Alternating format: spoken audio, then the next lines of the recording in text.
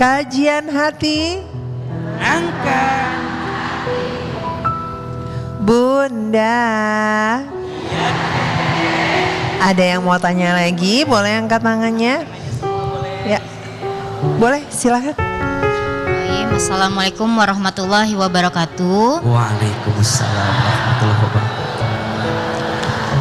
Perkenalkan Ustadz, saya Mita, saya penyintas kanker payudara. Saya penyintas kanker payudara itu di usia 24 tahun Ustadz. Dimulai kayak ada benjolan gitu Ustadz. Jadi saya beberapa kali ganti dokter untuk memeriksa apakah ini hal yang mencurigakan atau tidak. Nah, sampai akhirnya saya memutuskan untuk mengambil benjolan itu, mengambil sampel. Nah, setelah operasi selesai, saya dikasih tahu hasilnya ternyata cancer, masih stadium awal. Itu di tahun 2021. Nah, karena saya tidak mau langsung mengangkat payudara karena situasi saya itu masih belum menikah, masih kayak hancurlah seketika gitu. Nah, jadi saya mencoba alternatif selama 1 tahun. Setelah 1 tahun kok bukannya membaik, makin keadaan itu memburuk dan makin sampai berdarah dan itu sakit, benar-benar nyiksa saya. Jadi saya mikir daripada saya mempertahankan, lebih baik saya nggak punya payudara, yang penting saya tetap masih bisa hidup.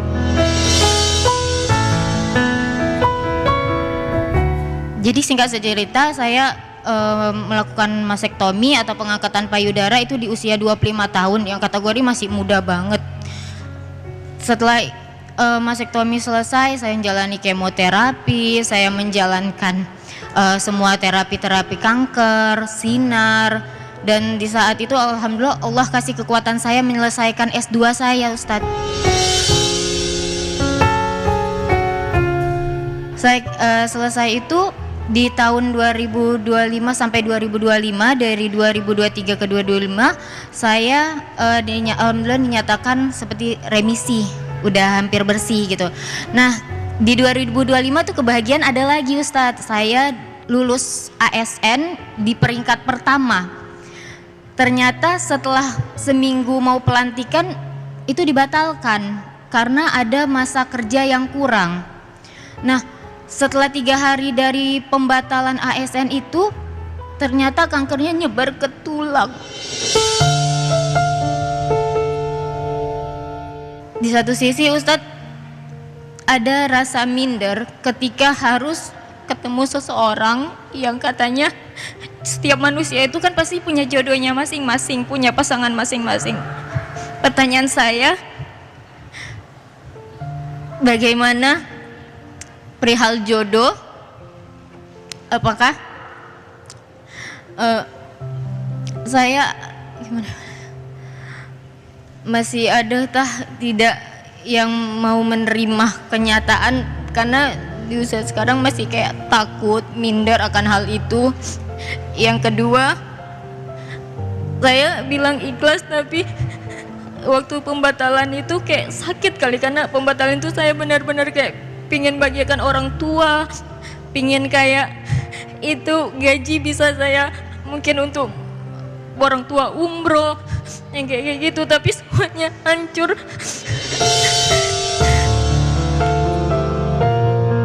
Kayak bagaimana saya untuk ikhlas menerimanya itu, ya Allah, untuk ya udah gitu, nggak apa-apa gitu, tapi tetap ada rasa kayak ya Allah, ujianku luar biasa gitu, yang di usia masih lumayan muda. Yang ketiga Ustadz, apakah kan selama ini biaya pengobatan saya itu masih ditanggung orang tua, apakah saya masih berdosa gitu, karena masih apapun pengobatan saya masih ditanggung orang tua dan belum bisa membahagiakan orang tua saya Ustadz. Baik, Terima kasih Ustadz. Izin Mbak, sebelum ini Mbak pernah dekat dengan seseorang kemudian gagal gara-gara tahu tentang hal ini? Gagalnya bukan karena tahu, tapi ada perihal yang lain. Tapi setelah itu coba dekat sama orang lain dan dia tahu, dia langsung minder, langsung mundur dan nggak mau. akan hal itu gitu. Tapi dengan alasan alibinya mama saya tidak ngasih, seperti itu Ustadz. Jadi hal itu kayak buat trauma betul-betul. Mbak terakhir izin ya, kalau orang tua nonton mau bilang apa sama orang tua di rumah? Minta sayang kali sama mama, sama ayah, sama ibu. Maaf kalau belum bisa jadi anak yang membanggakan. Masih merepotkan untuk biaya pengobatan kanker Mita yang hampir 6 tahun ini.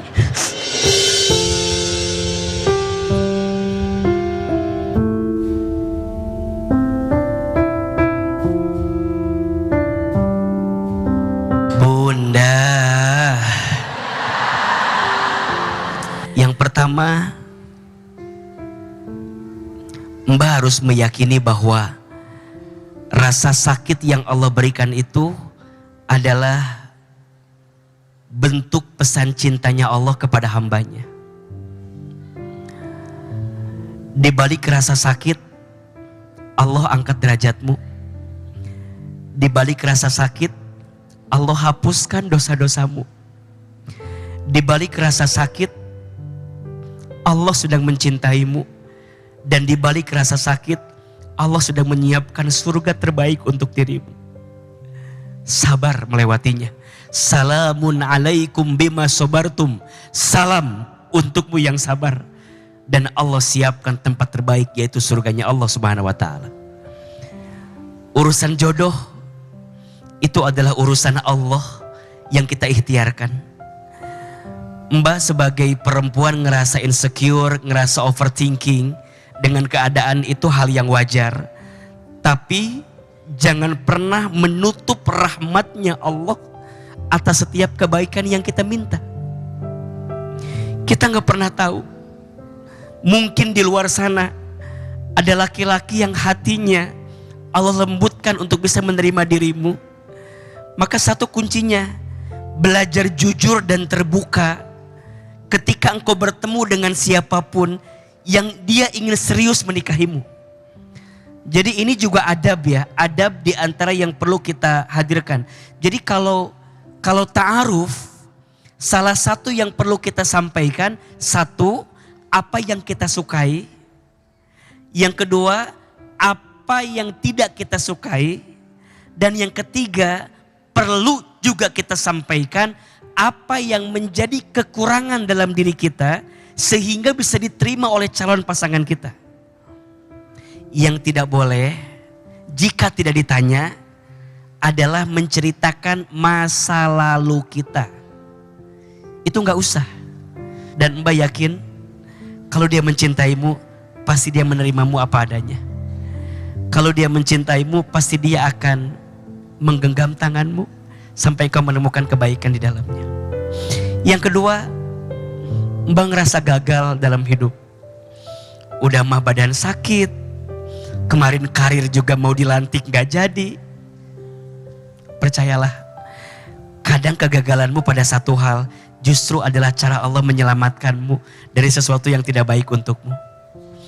Maka kadang Allah menyelamatkan Mbak dari sesuatu yang baik menurut Mbak, agar Allah menyiapkan apa lagi yang lebih baik untuk Mbak.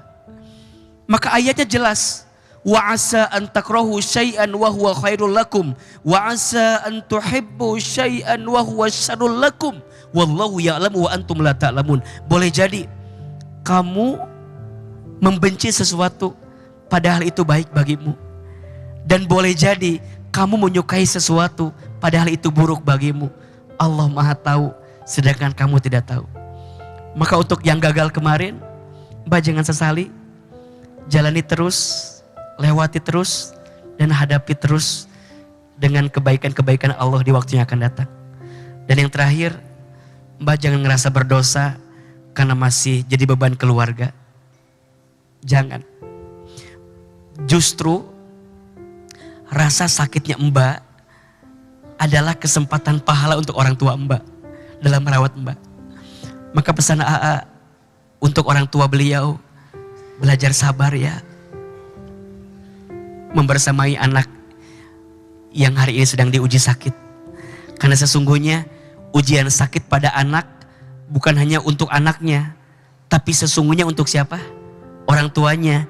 Karena kalau kita ngadepin keluarga yang sedang sakit, justru yang harus sabarnya lebih besar itu bukan yang sedang sakit. Justru keluarga yang menemani yang sakit. Betul nggak? Maka Mbak jangan pernah ngerasa Mbak berdosa sama orang tua. Justru Mbak bersyukur punya orang tua yang baik. Bersyukur punya ayah ibu yang baik. Yang bisa memeluk Mbak, bisa merangkul Mbak. Itu jauh lebih berharga Mbak. Daripada apapun. Maka sekarang Mbak fokus sembuh. Fokus sehat. Fokus untuk bersyukur punya orang tua yang baik. Biarkan nanti ada kebaikan-kebaikan lain yang Allah berikan untuk Mbak. Mungkin Allah mengambil bagian tubuh Mbak satu hal. Tapi bukankah ada bagian lain yang harus Mbak syukuri dalam hidup ini? Mudah-mudahan Mbak diberikan kekuatan ya. Dan jika Mbak ada yang mau disampaikan untuk penyintas kanker juga di luar sana, kira-kira apa? Silakan, mungkin saling menguatkan. Untuk siapapun yang saat ini juga mengalami hal yang saya alami, saya selalu pikir Allah itu nggak pernah tidur.